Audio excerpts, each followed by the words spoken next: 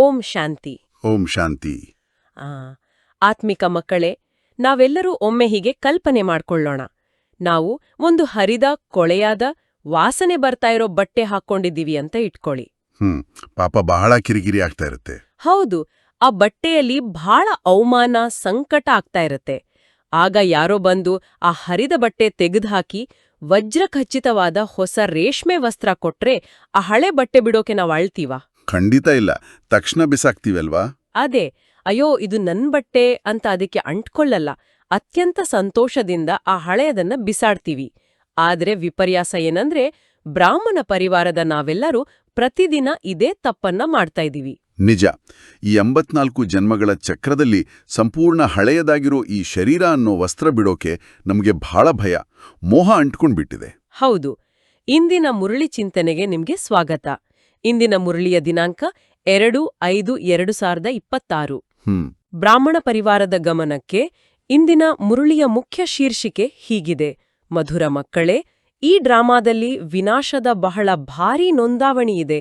ನೀವು ವಿನಾಶಕ್ಕೆ ಮೊದಲೇ ಕರ್ಮಾತೀತರಾಗಬೇಕು. ಈ ಶೀರ್ಷಿಕೆಯಲ್ಲಿ ಬಾಬಾ ಬಹಳ ದೊಡ್ಡ ಎಚ್ಚರಿಕೆ ಕೊಟ್ಟಿದ್ದಾರೆ. ಬಹಳಷ್ಟು ಬಾರಿ ನಾವು ಕರ್ಮಾತೀತ ಅಂದ್ರೆ ಎಲ್ಲಾ ಬಿಟ್ಟು ಕಾಡಿಗೆ ಹೋಗೋದು ಅಂತ ಅನ್ಕೊಳ್ತೀವಿ. ಹೌದು, ಸುಮ್ಮನೆ ಕೈಕಟ್ಟಿ ಕೂರೋದು ಅಂತನೂ ಅಂದ್ಕೊಳ್ತಾರೆ. ಆದ್ರೆ ಇದರ ಹಿಂದಿನ ರಹಸ್ಯ ಬೇರೆ ಇದೆ ನೋಡಿ. ಕರ್ಮಗಳನ್ನ ಮಾಡ್ತಾ ಇದ್ರು ಆ ಕರ್ಮದ ಯಾವುದೇ ಬಂಧನ ಆತ್ಮನಿಗೆ ಅಂಟಬಾರದು. ಉದಾಹರಣೆಗೆ, ಕಮಲದ ಹೂವು ಕೆಸರಲ್ಲೇ ಹುಟ್ಟುತ್ತಲ್ವಾ? ಕೆಸರಲ್ಲೇ ಬೆಳೆಯುತ್ತೆ. ಹೌದು, ಆದ್ರೆ ಒಂದು ಹನಿ ಕೆಸರು ಅದಕ್ಕೆ ಅಂಟಿರಲ್ಲ. ಹಾಗೆ ನಾವು ಈ ಹಳೆಯ ಪ್ರಪಂಚದಲ್ಲಿದ್ದುಕೊಂಡೇ ಜವಾಬ್ದಾರಿಗಳನ್ನ ನಿಭಾಯಿಸ್ತಾನೆ, ಹಳೆಯ ಲೆಕ್ಕಾಚಾರಗಳನ್ನ ಚುಕ್ತಾ ಮಾಡಬೇಕು. ಅಂದ್ರೆ ಆ ಯೋಗಾಗ್ನಿಯಿಂದ ಹಳೆಯ ಸಂಸ್ಕಾರಗಳನ್ನ ಭಸ್ಮ ಮಾಡ್ಬೇಕು ಅಲ್ವಾ? ನಿಖರವಾಗಿ ಹೇಳಿದಿ. ಯೋಗ ಕೇವಲ ಒಂದು ಆಚರಣೆ ಅಲ್ಲ, ಅದೊಂದು ಅಗ್ನಿ. ನಾವು ಪರಮಾತ್ಮನ ಮೇಲೆ ಏಕಾಗ್ರತೆ ಮಾಡಿದಾಗ ಆ ಪರಮಜ್ಯೋತಿಯಿಂದ ಬರುವ ಶಕ್ತಿ ನಮ್ಮ ಮೆದುಳಿನಲ್ಲಿರುವ, ನಮ್ಮ ಸಂಸ್ಕಾರಗಳಲ್ಲಿರುವ ಹಳೆಯ ಆಕರ್ಷಣೆಗಳ ಬೇರುಗಳನ್ನು ಸುಡುತ್ತೆ. ಸಮಯ ಬಹಳ ಕಮ್ಮಿ ಇದೆ. ಹಾಗಾಗಿ ವಿನಾಶಕ್ಕೆ ಮುನ್ನವೇ ನಮ್ಮ ಹಳೆಯ ಖಾತೆಗಳನ್ನ ಭಸ್ಮ ಮಾಡುವ ತೀವ್ರ ಪುರುಷಾರ್ಥ ನಮ್ಮದಾಗಬೇಕು. ಖಂಡಿತ. ಈಗ ಇಂದಿನ ಮುರುಳಿಯ ಪ್ರಶ್ನೆ ಮತ್ತು ಉತ್ತರ ನೋಡೋಣ. ಪ್ರಶ್ನೆ ಇದೆ: ತಂದೆಯ ಯಾವ ಶಬ್ದಗಳ ಆಕರ್ಷಣೆ ಸನ್ಮುಖದಲ್ಲಿದ್ದಾಗ ಬಹಳ ಆಗುತ್ತದೆ? ಇದಕ್ಕೆ ಉತ್ತರವಾಗಿ ಬಾಬಾ ಹೇಳ್ತಾರೆ, ತಂದೆಯು ನೀವು ನನ್ನ ಮಕ್ಕಳಾಗಿದ್ದೀರಿ ಎಂದು ಹೇಳಿದಾಗ ಈ ಶಬ್ದಗಳು ಸನ್ಮುಖದಲ್ಲಿದ್ದಾಗ ಬಹಳ ಆಕರ್ಷಿಸುತ್ತವೆ. ಮಧುಬನವು ಎಲ್ಲಾ ಮಕ್ಕಳನ್ನು ಆಕರ್ಷಣೆ ಮಾಡುತ್ತದೆ ಅಂತ.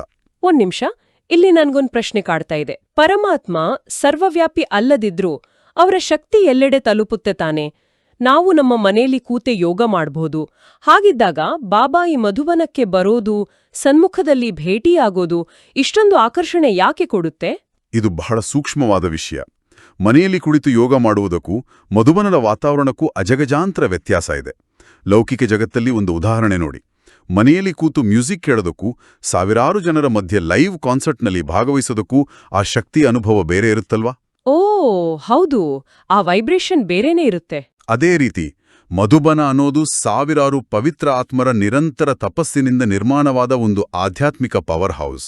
ಅಲ್ಲಿನ ಪ್ರತಿಯೊಂದು ಕಣದಲ್ಲೂ ಪರಮಾತ್ಮನ ನೆನಪಿನ ಕಂಪನಗಳಿವೆ. ವಾವ್! ಅಲ್ಲಿ ಬಾಬಾ ಮಕ್ಕಳೇ ಅಂದಾಗ ಆ ವಾತ್ಸಲ್ಯ ನಮ್ಮ ಆತ್ಮದ ಆಳಕ್ಕೆ ನಾಟುತ್ತೆ. ನಿಜ, ಯಾಕಂದ್ರೆ ಅದು ಯಾವುದೇ ಸ್ವಾರ್ಥ ಇಲ್ಲದ ಪರಮಪಿತನ ನಿರಪೇಕ್ಷ ಪ್ರೀತಿ. ಲೌಕಿಕ ಜಗತ್ತಲ್ಲಿ ಅಪಹಾಸ್ಯ, ನೋವುಗಳನ್ನು ಎದುರಿಸಿ ನಾವೆಲ್ಲ ಬಳಲಿರ್ತೀವಿ. ಮಧುಬನದಲ್ಲಿ ಸನ್ಮುಖದಲ್ಲಿ ಕುಳಿತಾಗ ಈ ನೀವು ನನ್ನ ಮಕ್ಕಳು ಅನ್ನೋ ಪರಮಾತ್ಮನ ನುಡಿ ನಮ್ಮ ಒಳಗಿರುವ ಗಾಯಗಳನ್ನ ವಾಸಿ ಮಾಡುತ್ತೆ. ಬ್ಯಾಟರಿನ ಪೂರ್ಣವಾಗಿ ಚಾರ್ಜ್ ಮಾಡತ್ತೆ ಅಲ್ವಾ? ಎಂಥ ಅದ್ಭುತವಾದ ವಿಶ್ಲೇಷಣೆ! ಆ ವಾತ್ಸಲ್ಯ ಕೇವಲ ಸಾಂತ್ವನ ಅಲ್ಲ, ಅದು ನಮ್ಮ ಮುಂದಿನ ಪ್ರಯಾಣಕ್ಕೆ ಇಂಧನ. ಖಂಡಿತ. ಈ ಪ್ರಯಾಣದ ಬಗ್ಗೆನೇ ಮುರಳಿಯ ವಿವರಣೆಯಲ್ಲಿ ಬಾಬಾ ಹೇಳ್ತಾರೆ, ನಾವು ಅವಿನಾಶಿ ಯಾತ್ರೆ ಅಥವಾ ಆತ್ಮಿಕ ಯಾತ್ರೆಯಲ್ಲಿ ಹೋಗ್ತಿದ್ದೇವೆ. ಯಾವ ಯಾತ್ರೆಯಿಂದ ನಾವು ಹಿಂತಿರುಗಿ ಮತ್ತೆ ಇದೇ ಮೃತ್ಯುಲೋಕದಲ್ಲಿ ಬರೋದಿಲ್ಲ ಅಂತ. ಮತ್ತೆ ಬಾಬಾ ಹೇಳ್ತಾರೆ, ಮನುಷ್ಯರಂತೂ ಈ ಮಾತುಗಳನ್ನ ಅರಿತುಕೊಂಡೇ ಇಲ್ಲ. ನೀವು ಭಾಗ್ಯಶಾಲಿ ನಕ್ಷತ್ರಗಳಿಗೆ ಈಗ ಅರ್ಥವಾಗಿದೆ ಅಂತ. ಹೌದು. ಹಾಗೆಯೇ ಬಾಬಾ ಹೇಳ್ತಾರೆ, ಇದು 84 ಜನ್ಮಗಳ ಹಳೆಯ ವಸ್ತ್ರವಾಗಿದೆ. ಇದನ್ನು ಬಿಟ್ಟು ಹೊಸ ಪ್ರಪಂಚದಲ್ಲಿ ಹೊಸ ವಸ್ತ್ರವನ್ನು ಧರಿಸ್ತೇವೆ ಅಂತ. ಆರಂಭದಲ್ಲಿ ನಾವು ಮಾತಾಡಿದ ಹಳೆಯ ವಸ್ತ್ರದ ಉದಾಹರಣೆ ಇಲ್ಲೇ ಬಂತು ನೋಡಿ. ಆದ್ರೆ ಪ್ರಾಯೋಗಿಕವಾಗಿ ಇದು ಬಹಳ ಕಷ್ಟ ಅಲ್ವಾ? ಅಂದ್ರೆ ಕನ್ನಡಿ ನೋಡ್ದಾಗ ಹೌದು, ನಮ್ಗೆ ಕಾಣೋದು ನಮ್ಮ ದೇಹನೇ. ಈ ಹಳೆಯ ವಸ್ತ್ರದ ವ್ಯಾಮೋಹನ ಪ್ರಾಯೋಗಿಕವಾಗಿ ಬಿಡೋದು ಹೇಗೆ? ಇದು ಪ್ರತಿದಿನದ ಹೋರಾಟನೇ. ಆದರೆ ಈ ಕಠಿಣ ಅಭ್ಯಾಸವನ್ನ ಹೇಗೆ ಮಾಡಬೇಕು ಅನ್ನೋದಕ್ಕೆ ನಮಗೆ ಮಮ್ಮ ಅವರ ಜೀವನ ಬಹಳ ದೊಡ್ಡ ಪ್ರಾಯೋಗಿಕ ಉದಾಹರಣೆಯಾಗಿದೆ. ಹಾ, ಮಮ್ಮ ಅವರ ಸ್ಥಿತಿ ಬಹಳ ಅದ್ಭುತವಾಗಿತ್ತು. ಹೌದು, ಮಮ್ಮ ಅವರು ತಮ್ಮನ್ನ ತಾವು ಕೇವಲ ಆತ್ಮ ಅಂತ ಎಷ್ಟು ಆಳವಾಗಿ ನಿಶ್ಚಯ ಮಾಡ್ಕೊಂಡಿದ್ರು ಅಂದ್ರೆ ದೇಹಾಭಿಮಾನ ಸಂಪೂರ್ಣವಾಗಿ ತ್ಯಜಿಸಿದ್ರು. ಅವರ ಪ್ರತಿಯೊಂದು ಕರ್ಮ, ಪ್ರತಿಯೊಂದು ದೃಷ್ಟಿಯಲ್ಲಿ ನಾನು ಆತ್ಮ, ಈ ಶರೀರ ಕೇವಲ ಒಂದು ಉಪಕರಣ ಅನ್ನೋ ಭಾವನೆ ಎದ್ದು ಕಾಣ್ತಾ ಇತ್ತು. ನಿಜ. ಮಮ್ಮ ಅವರಿಗೆ ಕ್ಯಾನ್ಸರ್ ಬಂದಾಗ್ಲೂ ಅವರ ಮುಖದಲ್ಲಿ ಒಂದು ಚೂರು ನೋವಿನ ಛಾಯೆ ಇರ್ಲಿಲ್ಲ ಅಂತ ಹಿರಿಯರು ಹೇಳ್ತಾರೆ. ಖಂಡಿತ. ಯಾಕಂದ್ರೆ ಅವರು ಆ ಶರೀರ ನಾನಲ್ಲ, ಅದು ಹಳೆಯ ವಸ್ತ್ರ ಅಂತ ಮಾನಸಿಕವಾಗಿ ಅದಾಗ್ಲೇ ಕಳಚಿದ್ರು. ನಾವು ನಮ್ಮ ದೈನಂದಿನ ಜೀವನದಲ್ಲಿ ಇದೇ ರೀತಿ ಅಭ್ಯಾಸ ಮಾಡಬೇಕು. ಅಂದ್ರೆ ಬೆಳಗ್ಗೆ ಎದ್ದು ಕನ್ನಡಿ ನೋಡುವಾಗ ಕೇವಲ ಭ್ರುಕುಟಿಯಲ್ಲಿ ಹೊಳೆಯುವ ಚೈತನ್ಯ ನಕ್ಷತ್ರವನ್ನೇ ನೋಡುವ ಅಭ್ಯಾಸ ಮಾಡಬೇಕು ಅಲ್ವಾ? ನಿಖರವಾಗಿ. ನಾನು ಈ ಹಳೆಯ ವಸ್ತ್ರವನ್ನ ಬಿಟ್ಟು ಸತ್ಯಯುಗದಲ್ಲಿ ಲಕ್ಷ್ಮೀನಾರಾಯಣರಂತಹ ಹೊಸ ದೈವೀ ವಸ್ತ್ರವನ್ನ ಧರಿಸಲಿದ್ದೇನೆ ಅನ್ನೋ ಸ್ಮೃತಿ ನಮ್ಮ ಮನಸ್ಸಿನಲ್ಲಿ ಬೇರೂರಬೇಕು. ಅಂದ್ರೆ ದೃಷ್ಟಿ ಬದಲಾದ್ರೆ ಸೃಷ್ಟಿ ಬದಲಾಗುತ್ತೆ. ಮುಂದೆ ಬಾಬಾ ಸಂಗಮಯುಗದ ಬಗ್ಗೆ ಹೇಳ್ತಾರೆ. ಈಗ ರಾವಣ ರಾಜ್ಯದ ಅಂತ್ಯವಾಗಿದೆ, ರಾಮರಾಜ್ಯದ ಆದಿ ಆಗೋದಿದೆ, ಈಗ ಸಂಗಮವಾಗಿದೆ ಅಂತ.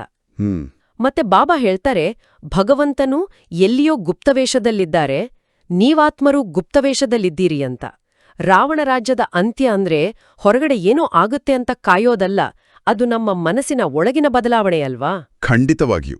ರಾವಣ ರಾಜ್ಯ ಅಂದ್ರೆ ಕೇವಲ ಯಾವುದೋ ಪೌರಾಣಿಕ ಕಥೆಯಲ್ಲ, ನಮ್ಮ ಮನಸ್ಸಿನಲ್ಲಿರೋ ನಿರಂತರ ಗದ್ದಲ, ಆ ಕಾಮ ಕ್ರೋಧಗಳ ನಿರಂತರ ಬೇಡಿಕೆಗಳು, ಇದೇ ರಾವಣ ರಾಜ್ಯ. ಹೌದು, ಆ ಅಹಂಕಾರದ ಶಬ್ದಗಳು. ಯಾವಾಗ ನಾವು ಪರಮಾತ್ಮನ ಗುಪ್ತವೇಷವನ್ನ ಗುರ್ತಿಸ್ತೀವೋ ಆಗ ನಮ್ಮ ಒಳಗಿನ ಈ ಗದ್ದಲ ಶಾಂತವಾಗುವಲು ಶುರುವಾಗತ್ತೆ. ಅದೇ ರಾಮರಾಜ್ಯದ ಆದಿ. ಇದು ಒಳಗಿನ ಯುದ್ಧ.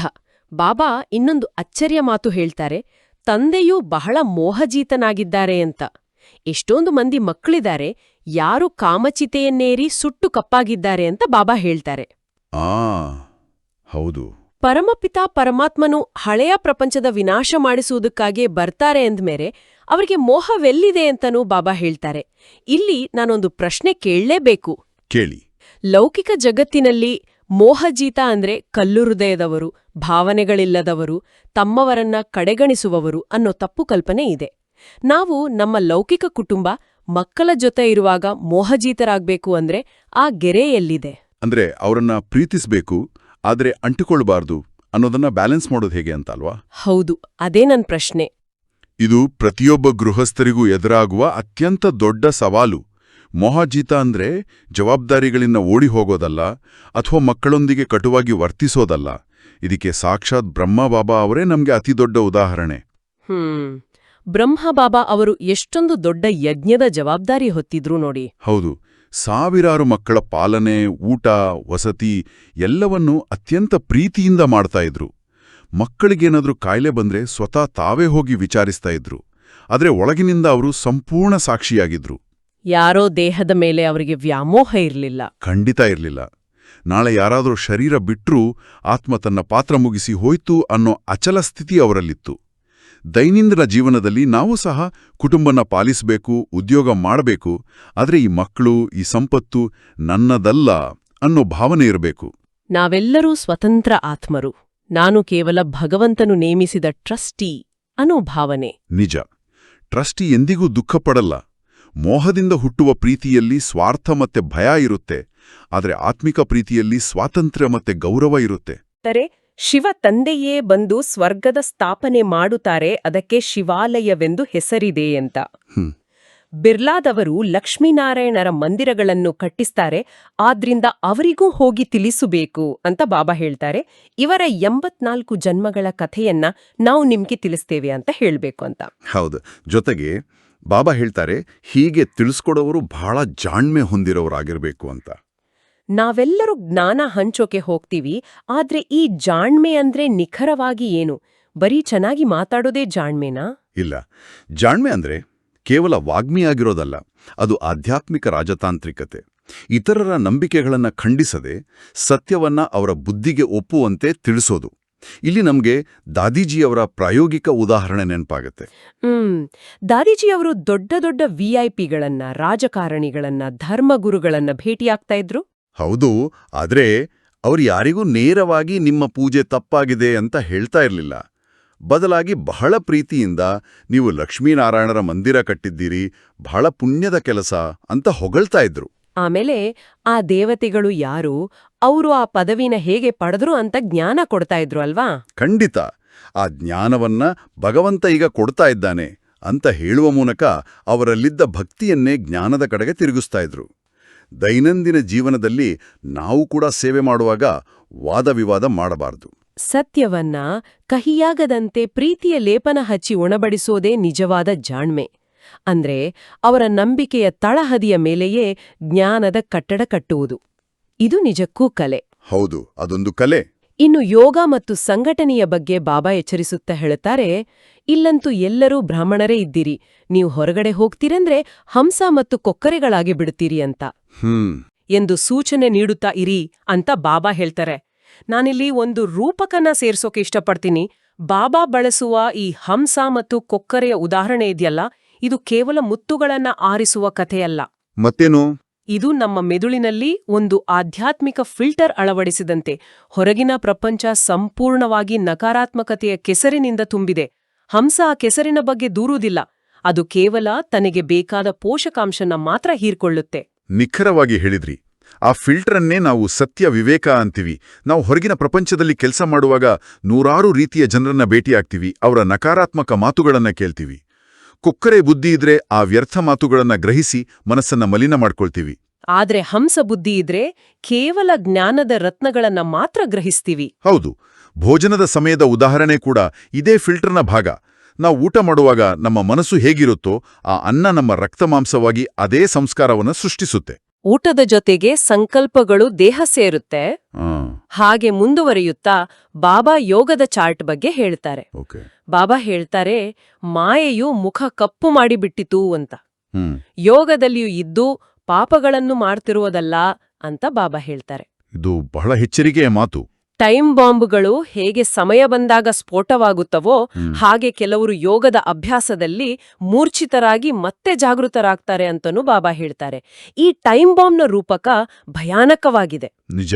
ನಾವು ಧ್ಯಾನದಲ್ಲಿ ಕೂತಾಗ ಬಹಳ ಶಾಂತವಾಗಿರ್ತೀವಿ, ಆದ್ರೆ ಮಾಯೆ ನಮ್ಮನ್ನ ಸೋಲಿಸಿದಾಗ ಮುಖ ಕಪ್ಪಾಗುತ್ತೆ ಅನ್ನೋದನ್ನ ನಾವು ದೈನಂದಿನ ಚಾರ್ಟ್ನಲ್ಲಿ ಹೇಗೆ ಗಮನಿಸಬೇಕು ನೋಡಿ. ಈ ಟೈಮ್ ಬಾಂಬ್ ರೂಪಕ ನಮ್ಮೆಲ್ಲರ ಕಣ್ತೇರಿಸುವಂಥದ್ದು. ಬಹಳಷ್ಟು ಬಾರಿ ನಾವು ದಿನಕ್ಕೆ 1 ಗಂಟೆ ಕಣ್ಣುಮುಚ್ಚಿ ಯೋಗದಲ್ಲಿ ಕುಳಿತು ನಾವು ಬಹಳ ಮುಂದುವರೆದಿದ್ದೀವಿ ಅಂತ ಅಂದುಕೊಳ್ತೀವಿ. ಆದ್ರೆ ಒಳಗಡೆ ಕಾಮಕ್ರೋಧಗಳ ವೈರ್ಗಳು ಇನ್ನೂ ಕನೆಕ್ಟ್ ಆಗೇ ಇರುತ್ತಲ್ವಾ? ಖಂಡಿತ. ನಾವು ಕೇವಲ ಆ ಬಾಂಬ್ನ ಸದ್ದು ಕೇವದಂತೆ ಕಿವಿ ಮುಚ್ಕೊಂಡಿರ್ತೀವಷ್ಟೇ. ಯೋಗದಲ್ಲಿ ಕುಳಿತಾಗ ಶಾಂತವಾಗಿದ್ದರೂ ಆಫೀಸ್ನಲ್ಲಿ ಯಾರಾದರೂ ಸಣ್ಣ ಮಾತು ಅಂದಾಗ ಅಥವಾ ಮನೆಯಲ್ಲಿ ನಮ್ಮ ಇಚ್ಛೆಯಂತೆ ನಡೆಯದಿದ್ದಾಗ ಆ ಕ್ರೋಧದ ಬಾಂಬ್ ಸ್ಫೋಟವಾಗುತ್ತೆ. ಆಗ ನಮ್ಮ ದಿವ್ಯ ಮುಖ ಕಪ್ಪಾಗುತ್ತೆ. ಅದಕ್ಕೆ ಬಾಬಾ ದೈನಂದಿನ ಚಾರ್ಟ್ ಬರೆಯಲು ಹೇಳ್ತಾರೆ. ಚಾರ್ಟ್ ಅಂದ್ರೆ ಕೇವಲ ನಾನು ಇಷ್ಟು ಹೊತ್ತು ಯೋಗ ಮಾಡಿದೆ ಅಂತ ಬರೆಯೋದಲ್ಲ, ಅದು ನಮ್ಮ ಸೋರಿಕೆಗಳನ್ನ ಪತ್ತೆ ಹಚ್ಚುವ ರಿಪೋರ್ಟ್. ಇನ್ನು ನನ್ನ ಮನಸ್ಸು ಯಾವ ವಿಷಯದಲ್ಲಿ ವಿಚಲಿತವಾಯಿತು ಅಂತ ಪ್ರಾಮಾಣಿಕವಾಗಿ ತಪಾಸಣೆ ಮಾಡ್ಕೊಳ್ಳಬೇಕು. ಯೋಗ ಅಂದ್ರೆ ಕೇವಲ ಕುಳಿತುಕೊಳ್ಳೋದಲ್ಲ, ಆ ಬಾಂಬನ್ನ ಡಿಫ್ಯೂಸ್ ಮಾಡೋದು ಅಲ್ವಾ? ನಿಖರವಾಗಿ. ಅಂತಿಮವಾಗಿ ಬಾಬಾ ವಿನಾಶದ ದೃಶ್ಯದ ಬಗ್ಗೆ ಬಹಳ ಗಂಭೀರವಾದ ಮಾತನ್ನ ಹೇಳಿದ್ದಾರೆ. ಬಾಬಾ ಹೇಳ್ತಾರೆ, ಡ್ರಾಮಾದಲ್ಲಿ ಸಮಯವು ನಿಶ್ಚಿತವಾಗಿದೆ ಮತ್ತೆ ಅಂತ್ಯದಲ್ಲಿ ಸೊಳ್ಳೆಗಳೋಪಾದಿಯಲ್ಲಿ ಶರೀರಗಳನ್ನು ಬಿಡುತ್ತಾರೆ ಅಂತ. ವಿನಾಶದ ಬಹಳ ಭಯಂಕರ ದೃಶ್ಯವಿದೆ. ಇದು ಡ್ರಾಮಾದಲ್ಲಿ ಬಹಳ ಭಾರಿ ನೊಂದಾವಣೆ ಇದೆ.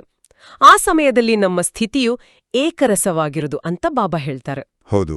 ನಮ್ಮ ಕಣ್ಣೆದುರೇ ಪ್ರಕೃತಿ ವಿಕೋಪಗಳು, ಸಾವು ನೋವುಗಳು ನಡೀತಾ ಇರುವಾಗ ಅಚಲವಾಗಿರೋದು, ಏಕರಸವಾಗಿರೋದು ಹೇಗೆ ಸಾಧ್ಯ? ಇದು ಕಠೋರತೆ ಅಲ್ವಾ? ಇದು ಬಹಳ ಸಹಜವಾದ ಪ್ರಶ್ನೆ. ಕಣ್ಣೆದುರು ಜನರು ಸೊಳ್ಳೆಗಳಂತೆ ಸಾಯ್ತಿರುವಾಗ ದುಃಖ ಪಡದೆ ಇರೋದು ಅಮಾನವೀಯ ಅಂತ ಮೇಲ್ನೋಟಕ್ಕೆ ಅನಿಸ್ಬೋದು. ಆದರೆ ಅಂತಿಮ ಸಮಯದಲ್ಲಿ ಅವರಿಗೆ ಬೇಕಾಗಿರೋದು ನಮ್ಮ ಕಣ್ಣೀರು ಅಲ್ಲ, ನಮ್ಮ ಆಧ್ಯಾತ್ಮಿಕ ಶಕ್ತಿ ಮತ್ತೆ ಶಾಂತಿ. ಒಬ್ಬ ವೈದ್ಯ ಆಪರೇಷನ್ ಮಾಡುವಾಗ ರೋಗಿಯ ರಕ್ತ ನೋಡಿ ಅತ್ರೆ ಆಪರೇಟ್ ಮಾಡಲು ಸಾಧ್ಯವೇ ಇಲ್ಲ ಅಲ್ವಾ? ಅದೇ ಉದಾಹರಣೆ. ವೈದ್ಯ ಏಕರಸವಾಗಿರ್ತಾನೆ, ಯಾಕಂದ್ರೆ ಅವನಿಗೆ ರೋಗವನ್ನ ವಾಸಿ ಮಾಡುವ ಗುರಿ ಇರುತ್ತೆ.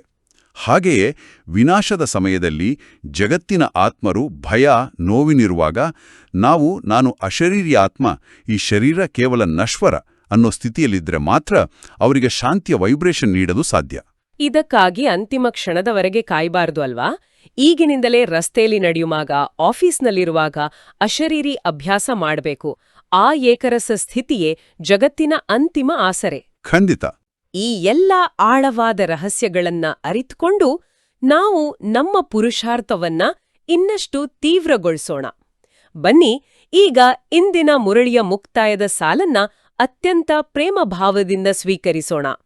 ಮಧುರಾತಿ ಮಧುರ, ಅಗಲಿ ಹೋಗಿ ಮರಳಿ ಸಿಕ್ಕಿರುವ ಮಕ್ಕಳ ಪ್ರತಿ ಮಾತಾಪಿತಾ ಬಾಪ್ದಾದಾರ್ವರ ನೆನಪು, ಪ್ರೀತಿ ಹಾಗೂ ಸುಪ್ರಭಾತ. ಆತ್ಮಿಕ ಮಕ್ಕಳಿಗೆ ಆತ್ಮಿಕ ತಂದೆಯ ನಮಸ್ತೆ. ಮಧುರಾತಿ ಮಧುರ, ಅಗಲಿ ಹೋಗಿ ಮರಳಿ ಸಿಕ್ಕಿರುವ ಮಕ್ಕಳ ಪ್ರತಿ ಮಾತಾಪಿತಾ ಬಾಪ್ದಾದಾರ್ವರ ನೆನಪು, ಪ್ರೀತಿ ಹಾಗೂ ಸುಪ್ರಭಾತ. ಆತ್ಮಿಕ ಮಕ್ಕಳಿಗೆ ಆತ್ಮಿಕ ತಂದೆಯ ನಮಸ್ತೆ. ಸಹೋದರಾತ್ಮಗಳೇ, ಲೈವ್ ಕ್ಲಾಸ್ನಲ್ಲಿ ನಾವು ಹೇಗೆ ಕೇಳಿದ ಜ್ಞಾನವನ್ನ ಕೇವಲ ಬುದ್ಧಿಯಲ್ಲಿ ಇಟ್ಟುಕೊಳ್ಳದೆ ಜೀವನದಲ್ಲಿ ಅಳವಡಿಸಿಕೊಳ್ತೀವೋ ಅದೇ ನಿಜವಾದ ಧಾರಣೆ. ಬನ್ನಿ ಈಗ ಧಾರಣೆಗಾಗಿ ಮುಖ್ಯ ಸಾರ ನೋಡೋಣ. ಧಾರಣೆಗಾಗಿ ಮೊದಲನೇ ಅಂಶ, ಬಾಬಾ ಹೇಳ್ತಾರೆ, ತನು ಮನ ಧನದಿಂದ ಆತ್ಮಿಕ ಸೇವೆಯಲ್ಲಿ ಸಹಯೋಗಿಗಳಾಗ್ಬೇಕಾಗಿದೆ ಅಂತ. ಸೇವೆ ಕೇವಲ ಬಾಯಿಂದ ಮಾಡೋದಲ್ಲ. ತನು ಅಂದ್ರೆ ನಮ್ಮ ಸಮಯ ಮತ್ತು ಶ್ರಮ ಯಜ್ಞದ ಕಾರ್ಯಕ್ಕೆ ಮೀಸಲಿಡೋದು. ಹೌದು. ಮತ್ತೆ ಬಾಬಾ ಹೇಳ್ತಾರೆ, ಎಲ್ಲರಿಗೂ ತಂದೆಯ ಪರಿಚಯ ನೀಡಿ ಆಸ್ತಿಗೆ ಅಧಿಕಾರಿಗಳನ್ನಾಗಿ ಮಾರ್ಬೇಕಾಗಿದೆ ಅಂತ. ನಿಜ. ಮನಸ್ಸಿನಿಂದ ಅಂದ್ರೆ ಜಗತ್ತಿನ ಪ್ರತಿಯೊಂದು ಆತ್ಮಕ್ಕೂ ಶಾಂತಿಯ, ಕಲ್ಯಾಣದ ಶುಭ ಸಂಕಲ್ಪಗಳನ್ನು ಕಳಿಸೋದು. ಧನ ಅಂದ್ರೆ ನಮ್ಮ ಸಂಪಾದನೆಯ ಒಂದು ಭಾಗವನ್ನ ಈಶ್ವರೀಯ ಕಾರ್ಯಕ್ಕೆ ಬಳಸೋದು. ಅದಕ್ಕೆ ಬಾಬಾ ಹೇಳ್ತಾರೆ, ವಿನಾಶಕ್ಕೆ ಮೊದಲೇ ಕರ್ಮಾತೀತರಾಗಲು ತಂದೆಯ ನೆನಪಿನಲ್ಲಿರ್ಬೇಕಾಗಿದೆ ಅಂತ. ಮೂರೂ ರೀತಿಯಲ್ಲಿ ನಮ್ಮನ್ನ ನಾವು ತೊಡಗಿಸಿಕೊಂಡಾಗ ನಮ್ಮೊಳಗಿನ ಹಳೆಯ ಕರ್ಮಬಂಧನಗಳು ಕರಗುತ್ತೆ. ಖಂಡಿತ. ಧಾರಣೆಗಾಗಿ ಎರಡನೇ ಅಂಶ, ಬಾಬಾ ಹೇಳ್ತಾರೆ, ತಂದೆಯ ಸಮಾನ ಮೋಹಜೀತರಾಗಬೇಕಾಗಿದೆ ಅಂತ. ಆತ್ಮಕ್ಕೆ ಆತ್ಮದ ಜೊತೆ ಉಂಟಾಗಿರುವ ಮೋಹವನ್ನ ತೆಗೆದು ಒಬ್ಬ ತಂದೆಯೊಂದಿಗೆ ಪ್ರೀತಿಯನ್ನಿಡಬೇಕಾಗಿದೆ ಅಂತ ಬಾಬಾ ಹೇಳ್ತಾರೆ. ಆತ್ಮನ ನಡುವಿನ ಮೋಹವೇ ಎಲ್ಲ ದುಃಖಗಳಿಗೆ ಮೂಲ. ನಾವು ಬೇರೆಯವರ ಗುಣಗಳಿಗೆ, ಅವರ ಮಾತಿಗೆ ಅಥವಾ ಅವರ ದೇಹ ಸೌಂದರ್ಯಕ್ಕೆ ಆಕರ್ಷಿತರಾಗ್ತೀವಿ. ಆದರೆ ಅದೆಲ್ಲವೂ ನಶ್ವರ. ನಾವು ಪರಸ್ಪರರನ್ನ ಕೇವಲ ಭ್ರುಕುಟಿಯಲ್ಲಿ ಹೊಳೆಯುವ ಜ್ಯೋತಿರ್ಬಿಂದು ಆತ್ಮರನ್ನಾಗಿ ನೋಡೋ ದೃಷ್ಟಿಯ ಅಭ್ಯಾಸ ಮಾಡಬೇಕು. ಈ ಶರೀರದ ವಸ್ತ್ರ ಕೇವಲ ಈ ಒಂದು ಜನ್ಮಕ್ಕೆ ಸೀಮಿತ. ನನ್ನ ಶಾಶ್ವತ ಸಂಬಂಧ ಕೇವಲ ಆ ಒಬ್ಬ ಪರಮ ಪೀತನೊಂದಿಗೆ ಮಾತ್ರ ಅನ್ನೋ ನಿಶ್ಚಯ ನಮ್ಮದಾಗಬೇಕು. ಈಗ ಇಂದಿನ ವರದಾನವನ್ನ ನೋಡೋಣ. ಬಾಬಾ ಹೇಳ್ತಾರೆ, ಸರ್ವಶಕ್ತಿವಂತನ ಜೊತೆಯ ಸ್ಮೃತಿಯ ಮೂಲಕ ಸಮಸ್ಯೆಗಳನ್ನು ದೂರಗೊಳಿಸುವಂತಹ ಪರಮಾತ್ಮ ಸ್ನೇಹಿ ಭವ ಅಂತ. ಬಾಬಾ ಇಲ್ಲಿ ಬಹಳ ವಿಶೇಷವಾದ ಪದ ಬಳಸಿದ್ದಾರೆ, ಸಮಸ್ಯೆಗಳ ಜನನ ನಿಯಂತ್ರಣ ಮಾಡಿರಿ ಅಂತ.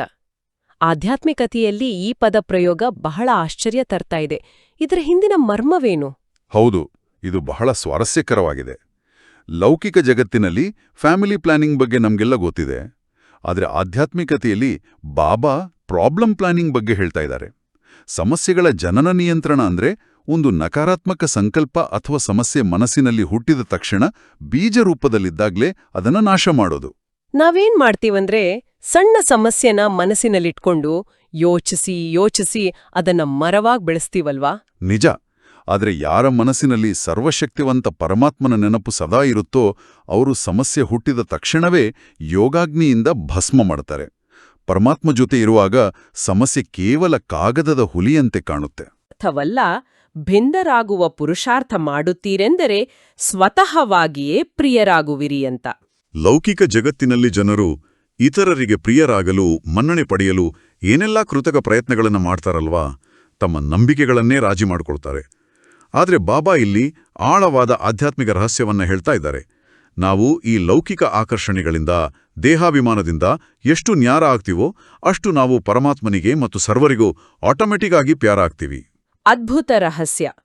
ಇಂದಿನ ಅವ್ಯಕ್ತ ಇಶಾರೆ, ಬಾಬಾ ಹೇಳ್ತಾರೆ, ಸದಾ ಅಚಲ, ಅಡೋಲ, ಏಕರಸ ಸ್ಥಿತಿಯ ಅನುಭವ ಮಾಡಿ ಅಂತ.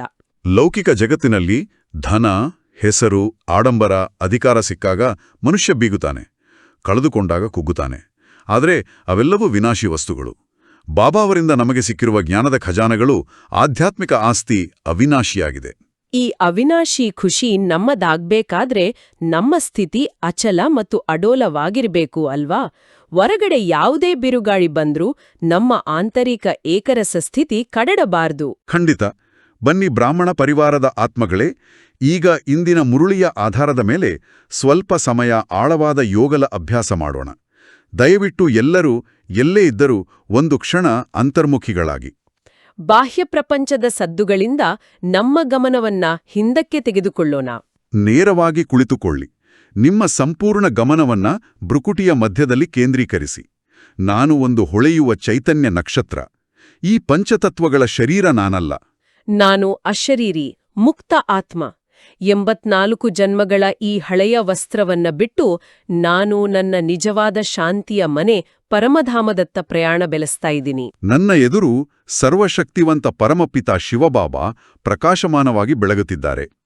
ಅವರ ದಿವ್ಯ ಶಾಂತಿ ಮತ್ತು ಪವಿತ್ರತೆಯ ಕಿರಣಗಳು ನನ್ನ ಆತ್ಮದ ಮೇಲೆ ಬೀಳ್ತಾ ಇವೆ. ನನ್ನೆಲ್ಲ ಹಳೆಯ ಕರ್ಮ ಬಂಧನಗಳು, ವಿಕರ್ಮಗಳು, ಕಾಮಕ್ರೋಧದ ಸಂಸ್ಕಾರಗಳು ಈ ಯೋಗಾಗ್ನಿಯಲ್ಲಿ ಸಂಪೂರ್ಣವಾಗಿ ಭಸ್ಮವಾಗ್ತಾ ಇವೆ. ನಾನು ಸಂಪೂರ್ಣ ಹಗುರಾಗ್ತಾ ಇದ್ದೀನಿ. ಪ್ರತಿಯೊಂದು ಬಂಧನದಿಂದ ಮುಕ್ತನಾಗ್ತಾ ಇದ್ದೀನಿ. ಮೋಹಜೀತ್ ಕರ್ಮಾತೀತ ಸ್ಥಿತಿಯ ಆನಂದವನ್ನ ಅನುಭವಿಸ್ತಾ ಇದ್ದೀನಿ. ನಾನು ಸದಾ ಬಾಬಾರವರ ಪ್ರೀತಿಯ ಛತ್ರಛಾಯೆಯಲ್ಲಿರುವ ಶ್ರೇಷ್ಠ ಅದೃಷ್ಟಶಾಲಿ ಆತ್ಮ. ಓಂ ಶಾಂತಿ. ಓಂ ಶಾಂತಿ. ಇಂದಿನ ದಿನವಿಡೀ ಮಾಡಬೇಕಾದ ಒಂದು ಮುಖ್ಯ ಸಾರಾಂಶ ಅಭ್ಯಾಸವನ್ನ ಎಲ್ಲರೂ ಗಮನದಲ್ಲಿಟ್ಕೊಳ್ಳಿ. ಇಡೀ ದಿನ ನೀವು ಯಾವುದೇ ಕೆಲಸ ಮಾಡ್ತಾ ಇರ್ಲಿ, ಊಟ ಮಾಡುವಾಗ, ಆಫೀಸ್ನಲ್ಲಿರುವಾಗ, ಕೇವಲ ಒಂದು ಸಂಕಲ್ಪವನ್ನ ಪದೇ ಪದೇ ನೆನಪು ಮಾಡಿಕೊಳ್ಳಿ. ನಾನು ಈ ಹಳೆಯ ವಸ್ತ್ರವನ್ನ ಬಿಡಲಿರುವ, ವಿನಾಶಕ್ಕೆ ಮುನ್ನ ಕರ್ಮಾತೀತ ಸ್ಥಿತಿಯತ್ತ ಸಾಗುತ್ತಿರುವ ಅಶರೀರಿ ಆತ್ಮ. ಈ ಒಂದೇ ಒಂದು ಸ್ಮೃತಿ ಇಡೀ ದಿನ ನಿಮ್ಮನ್ನ ಹಗುರವಾಗಿರುತ್ತೆ. ಮಧುರ ಮಧುರ ಮಕ್ಕಳೇ, ಸದಾ ಆ ನಿರಾಕಾರ ತಂದೆಯ ನೆನಪಿನಲ್ಲಿದ್ದು ಮುಂಬರುವ ವಿನಾಶದ ಮುನ್ನ ನಿಮ್ಮೆಲ್ಲಾ ಹಳೆಯ ಲೆಕ್ಕಾಚಾರಗಳನ್ನು ಯೋಗಾಗ್ನಿಯಿಂದ ಚುಕ್ತಾ ಮಾಡಿಕೊಳ್ಳಿ. ನಿಮ್ಮೊಳಗಿನ ಕಮಲದ ಹೂವನ್ನು ಅರಳಿಸಿ, ಜಗತ್ತಿನ ಯಾವುದೇ ಆಕರ್ಷಣೆಗಳಿಗೆ, ಲೌಕಿಕ ಸಂಬಂಧಗಳ ವ್ಯಾಮೋಹಕ್ಕೆ ಸಿಲುಕದೆ ಕರ್ಮಾತೀತ ಸ್ಥಿತಿಯ ಗುರಿಯನ್ನೂ ತಲುಪಿ. ಲೈಕ್, ಶೇರ್, ಫಾರ್ವರ್ಡ್ ಮಾಡಿ. ನಾಳೆ ಮತ್ತೆ ಹೊಸ ಬಾಬಾರ ಮುರಳಿಯನ್ನೂ ಕೇಳೋಣ. ಓಂ ಶಾಂತಿ. ಓಂ ಶಾಂತಿ.